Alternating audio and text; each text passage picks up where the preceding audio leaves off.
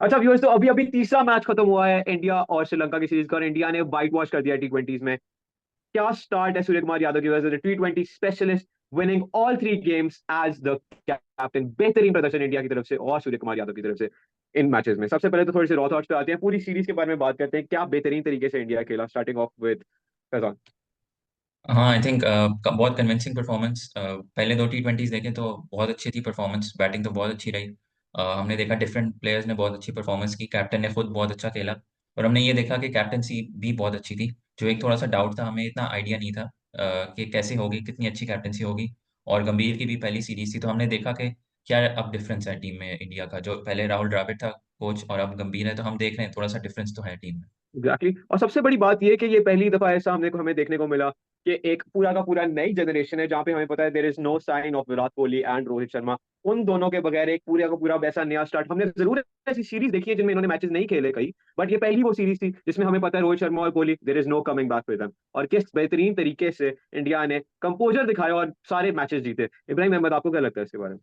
आई think ये India का बहुत बड़ा ब्राइट फ्यूचर होने वाला है, बिकॉज दोनों सीरीज में सारे यंग प्लेयर्स ने परफॉर्म किया, including Jaiswal in this series, hmm, Shubham Dube in the old series, and hmm, yeah he was also in the world cup, which was pretty surprising, because Shubham Dube का मैं नाम नहीं सोचा था वर्ल्ड कप में है, लेकिन उन्हें जितना अच्छा खेले world cup, and then after the world cup उसने रेस्ट नहीं लिया, he came back and now he is playing again. I think ये एग्जैक्टली। दिखाती है कि इनकी मेंटालिटी क्या हाँ, है। इंडिया ने पहले बैटिंग की और इंडिया में स्टार्ट हुआ ओपनिंग यशस्वी जायसवाल और शुभमन गिल की तरफ से। यशस्वी जायसवाल जिसने दोनों मैचेस पहले में बहुत अच्छा तरीके से अटैक किया है और अग्रेशन के साथ खेला है, इस दफा थोड़ा सा डिफरेंट था। He was not able to perform that well, but ठीक है, एक मैच में अगर आपने नहीं भी परफॉर्म किया, मेरे ख्याल है उसने बहुत अच्छा परफॉर्मेंस दिखाई है और he looks like he should be in the team in the upcoming series as well. What thoughts you have about that, Yashasvi Jaiswal? Let's start off with Ibrahim Ahmed. मुझे नहीं लगता कोई डरने की बात है एक इनिंग से, क्योंकि बहुत अच्छे प्लेयर हैं, एंड बाकी टीम जो अभी डिसमेंटल हुई है और मिडिल ऑर्डर मुश्किल से चली है। 137 रन टू डिफेंड आज तो हो गया, लेकिन जिस दिन ये फिर से हुआ और कोई और बड़ी टीम हुई शायद मुश्किल हो, लेकिन फिर भी इन्हें बहुत अच्छा रिकवर किया है। और रेयान पराग और वाशिंगटन सुंदर ने ठीक ठाक रन बना लिए थे कि फिर बाद में डिफेंड हो जाए सुपर ओवर तक। Exactly, exactly. Faizan, what do you have to say about the opening pair, Yashasvi Jaiswal जिस तरीके से आया हाँ, आई और he think was not able to perform that well? एक मैच में नहीं स्कोर हुआ। वैसे भी ऑफ स्पिनर से आउट हुआ, वो मैचअप थोड़ा डिफिकल्ट होता है। But I don't think it's a cause for concern. बहुत अच्छा खेला जिस तरह वो पहले दो मैचेस में खेला। एग्जैक्टली, बहुत अग्रेसिव स्टार्ट लिया। आज की विकेट भी थोड़ी डिफरेंट थी, तो उसके हिसाब से उसने कोशिश की खेलने की, लेकिन चला नहीं। एग्जैक्टली। एग्जैक्टली, आज की विकेट बहुत डिफरेंट थी, जिस वजह से हमें काफी लो स्कोरिंग टोटल भी मिला। हमें काफी लो स्कोरिंग टोटल मिला आज की विकेट के बेसिस पे, क्योंकि काफी कम स्कोर था। जैसे Jaiswal of course being a new Qamar again, उसने ज्यादा मैचेस नहीं खेले T20s में, तो उसका जो अटैकिंग माइंडसेट है वो इतना अच्छे से सूट नहीं किया स्पिन विकेट को, which is completely fine. I think जैसे Jaiswal should be in the upcoming team series as well. Anyways, अगले अगले प्लेयर पे आते हैं, हमारा जो वाइस कैप्टन है टीम का, the golden boy of Indian cricket, Shubman Gill. Shubman Gill के बारे में बात करें तो हम लोगों का काफी देर से यही चल रहा था कि शुभमन गिल जो है वो स्ट्राइक रेट नहीं मेंटेन कर पा रहा T20s का। और वो उसने जिम्बाब्वे वाली सीरीज में तो काफी एविडेंटली दिखाया था, बार बार वो स्लो खेलता हुआ नजर आया हमें। और आज पहले दो सीरीज, पहले तो सीरीज के दोनों मैचेस में तो शुभमन गिल ने काफी अच्छा अटैक किया और अग्रेशन दिखाया। एंड कहीं ना कहीं वी थॉट के चलो शुभमन गिल ने अपना माइंडसेट चेंज कर लिया, बट अगेन आज शुभमन गिल काफी स्लो खेला, जिसकी वजह से आई थिंक इंडिया का टोटल काफी नीचे रह गया। Faizan, what do you think? हाँ, आई थिंक आज थोड़ा डिफरेंट सिनेरियो था। टीम काफ़ी जल्दी कोलैप्स हो गई थी और 5 विकेटें भी गिर गई थी 50 रन्स पे। तो आई थिंक जिस तरह वो खेल रहा था, उसने कोशिश की कि वो थोड़ा-सा एंकर करे इनिंग्स को। बट जब आप एंकर करते हैं इनिंग्स, तो then you need to be able to accelerate as well, जो वो इस दफ़ा नहीं कर पाया। अगर वो और 5 ओवर खेलता, पूरी इनिंग्स खेल लेता, नॉट आउट रहता, तो इंडिया का स्कोर बहुत ऊपर जाता। तो आई थिंक वो विकेट्स गिर गई, तो इसलिए थोड़ा स्लो हो गया था आज।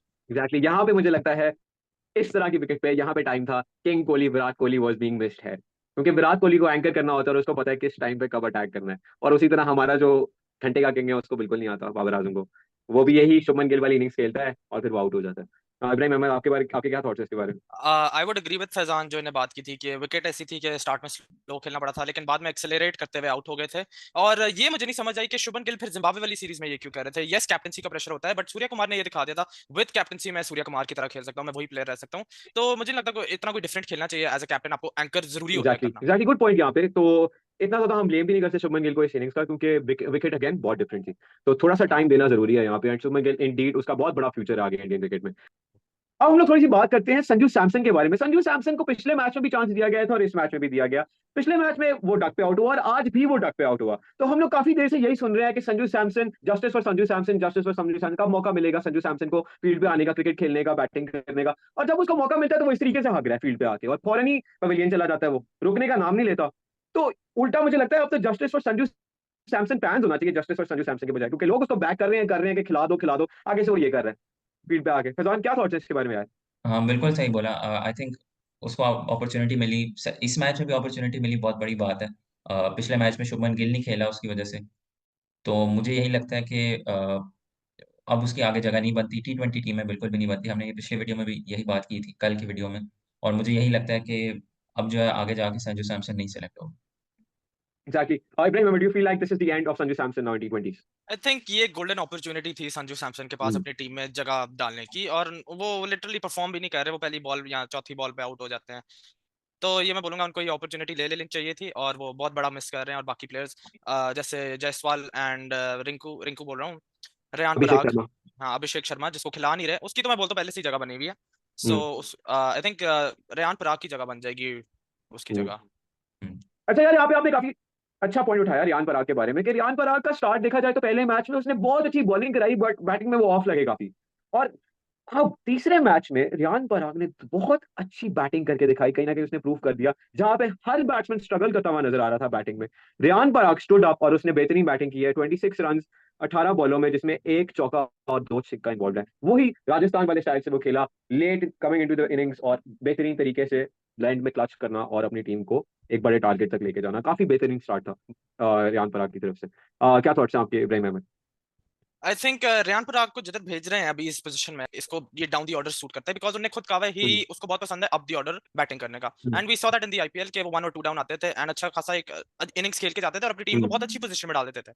तो आई थिंक इंडिया यही गलती कर रहा है यहाँ कि इसको बहुत नीचे खिला रहा है, क्योंकि अगर रेयान पराग ऊपर आ जाता और शुभमन गिल और ये जुड़ जाते साथ, आई थिंक इंडिया बहुत लाइक 160 170 देख रहा होता। Faizan, what do you think? बिल्कुल हाँ, वो पार्टनरशिप बहुत इंपॉर्टेंट थी। अगर शुभमन गिल और खेल लेता इसके साथ तो बहुत बड़ा स्कोर होता। लेकिन रेयान पराग का ये मैं बोलूंगा कि हमने काफी क्रिटिसाइज किया उसको। लेकिन वो नंबर 7 पे बैटिंग कर रहा है, he is batting out of position I would say.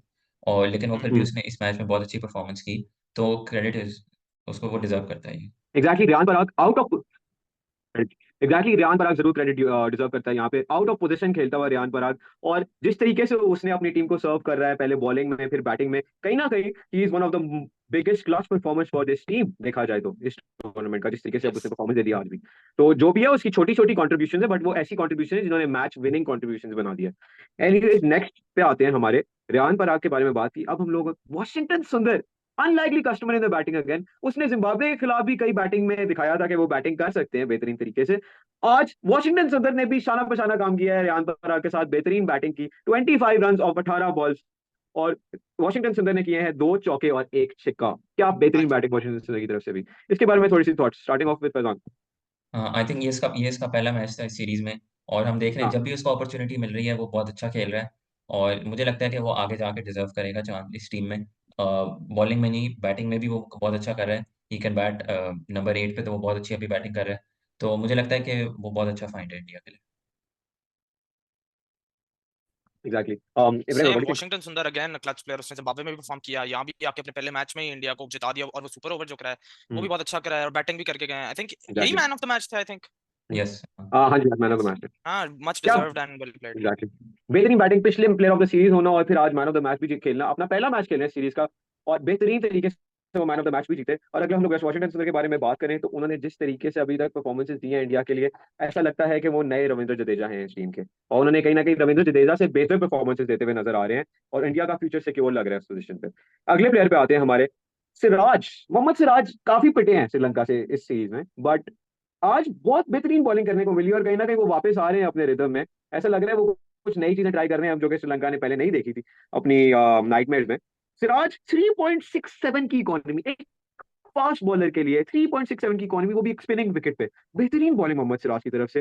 3 over कराए, 11 रन खाए सिर्फ। इसके बारे में क्या थॉट्स हैं इब्राहिम अहमद? हाँ जी, लग रहा था कि श्रीलंका फिर से भूल गई है सिराज को खेलना, and Siraj was outstanding today. जो इनकी इकोनॉमी है और वो भी टी20 में रखना, इट्स ब्रिलियंट है जो इन्हें आज किया। एग्जैक्टली, ये तो बुमराह टाइप इकोनॉमी होती है। और हाँ फजवान, जी। व्हाट। हाँ, नहीं न्यू बॉल के साथ बॉलिंग करना बिल्कुल भी आसान नहीं है, पावर प्ले में बहुत मुश्किल होता है। लेकिन जिस तरह उसने आज बॉलिंग की क्योंकि लो टोटल था काफ़ी, तो इट वाज़ इम्पोर्टेंट कि 1 या 2 बॉलर्स तो इकोनॉमी अपनी कम रखें, 4 या 5 तक रखें और सिराज ने आज बहुत अच्छी बॉलिंग की। एग्जैक्टली। और अब हम लोग अपने वॉशिंगटन सुंदर पे आते हैं, बना मैन ऑफ द मैच नया इंट्रोड्यूस किया गया वॉशिंगटन सुंदर को। और क्या बॉलिंग की है वॉशिंगटन सुंदर ने, 4 ओवर कराए, 23 रन, 2 विकेटें, 5.75 की इकॉनमी। क्या बेहतरीन फिगर्स बॉलिंग में भी, बैटिंग में भी और बॉलिंग में भी। वॉशिंगटन सुंदर की ऑलराउंड परफॉर्मेंस के बारे में कोई वर्ड्स फैजान? आई थिंक जो उसने विकेट्स भी लिए उसने हसरंगा को आउट किया और श्रीलंका को जो उनका कैप्टन है। तो मुझे ये लगता है कि उस वक़्त बहुत इंपॉर्टेंट था कि वो विकेट्स लें और वाशिंगटन सुंदर को बॉल दी। ये भी एक क्रेडिट मैं उस सूर्या कुमार को दूँगा कैप्टन को कि उसने उसको बॉलिंग दी और उसने विकेट्स भी लिए यहाँ पे, जो बहुत इंपॉर्टेंट एक फेज़ था इंडिया के लिए जब लग रहा था कि गेम हाथ से जा रही है और उसने आके 2 विकेट्स लिए। Exactly exactly. और बाद में सुपर ओवर में भी वॉशिंगटन सुंदर ही हमें नजर आ रहा है कि आप बॉलिंग करते हुए नजर आए। वो सुपर ओवर के बारे में थोड़ी सी बात करते हैं। ऐसा सुपर ओवर भी हमें कम ही देखने को मिलता है, सिर्फ 2 रन और उसमें से 2 विकेटें। तो जो उन्होंने इज्जत बनाई थी सुपर ओवर तक अपनी श्रीलंका ने, वो उन्होंने वहां पे सारी बेच दी फिर सुपर ओवर में जब। आई थिंक इस मैच के लिए इनका नाइटमेयर सिराज नहीं, वॉशिंगटन एग्जैक्टली सुंदर ही था। जो वॉशिंगटन सुंदर ने इनको पकड़ के रखा था और exactly. जाने नहीं दे रहा था। हालांकि इंडिया ने सिर्फ 137 स्कोर किया था, लेकिन उसने पकड़ के रखा हुआ था। Exactly exactly. यहाँ पे अगले हम लोगों के प्लेयर पे आते हैं जो काफी इंटरेस्टिंग था, हम लोगों को देखने को मिला। सूर्य कुमार यादव आए हमारे पास बॉल करते हुए। आखिरी ओवर कराया सूर्य कुमार यादव ने। जरा आप चेक करें किस तरीके से वो आए और फिर उन्होंने बॉलिंग करने का भी फैसला कर दिया। सूर्य कुमार यहाँ पे पूरी तरीके से अपने ऊपर रिस्पॉन्सिबिलिटी ले रहे हैं। मैं कैप्टेंसी करूंगा, मैं छक्के मारूंगा, मैं 360 डिग्री शॉटें मारूंगा और मैं बॉलिंग भी कराऊंगा। फैजान क्या थॉट्स हैं इसके बारे में? हाँ, लास्ट ओवर में 6 रन चाहिए थे सिर्फ और 6 रन तो कुछ भी नहीं होता आजकल के टाइम में। लेकिन उसने आके 2 विकेट्स भी लिए और एक टाइम से जब सिर्फ 2 बॉल रहती थी, 5 रन चाहिए था। तो उस वक़्त तो ये लग रहा था कि इंडिया उसी वक़्त जीत जाएगा, सुपर ओवर की ज़रूरत भी नहीं पड़ेगी। हम्म, उसके बाद उसने सुपर ओवर में आके भी बैटिंग की उसने खुद चौका मारा। तो ये एक साइन है लीडर का आई थिंक उसने बॉलिंग एग्जैक्टली। भी बहुत अच्छी की, बैटिंग भी, कैप्टेंसी तो उसकी बहुत अच्छी रही और जिस स्टेज से उन्होंने कमबैक किया, 9 रन्स चाहिए थे श्रीलंका को 2 ओवर्स में। पहले उसने रिंकू सिंह को ओवर दिया, उसने भी 2 विकेट्स लिए। तो आई थिंक ये बहुत ही एक अजीब-सी बात थी। जो मैं भी यही कहूंगा कि गौतम गंभीर ने कहीं ना कहीं we are seeing the best of Surya Kumar Yadav, courtesy of Gautam Gambhir. Surya Kumar Yadav का मेरे ख्याल है अभी तक का हम लोग बेस्ट फेस देख रहे हैं। कैप्टेंसी कर रहे हैं, बेहतरीन बैटिंग कर रहे हैं और आज बॉलिंग भी करते हुए नजर आए। हमने देखा कितनी प्रैक्टिस भी वो कर रहे हैं, फास्ट बॉलिंग करते हुए नजर आ रहे थे प्रैक्टिस में, बॉलिंग करते हुए। तो बेहतरीन तरीके से सूर्य कुमार यादव भी हमें देखने को मिले विद बॉलिंग एज वेल। वो 2 विकेट्स बहुत बड़ी बात है। खैर हम लोग यहाँ पे वीडियो क्लोज करते हैं। अब काफी बेहतरीन तरीके से इंडिया ने कन्विंसिंगली श्रीलंका को हराए हैं तीनों के तीनों मैचेस। आगे हम लोग देखते हैं कि अब ओडीआईज में क्या होता है। हमें पता है king Kohli is coming down to Sri Lanka, तो जरा पेटियां कस के बांध लें। लैंड हो गए हैं श्रीलंका में। एंड रोहित शर्मा आ रहे हैं, वी हैव गॉट श्रेयस आयर। तो मुझे पता नहीं मतलब इतना तकल्लुफ करने की जरूरत क्या थी ये पूरी इंडियन टीम को, मतलब वैसे ही पिल रही है श्रीलंका की टीम, तो क्या जरूरत थी इतना, मतलब थोड़ा सा तो तर्स खा लो यार, क्या जरूरत थी। खैर anyway, see you the next one. बख्शे यार थोड़ा सा श्रीलंका को आप इंडिया वाले। See you the next one.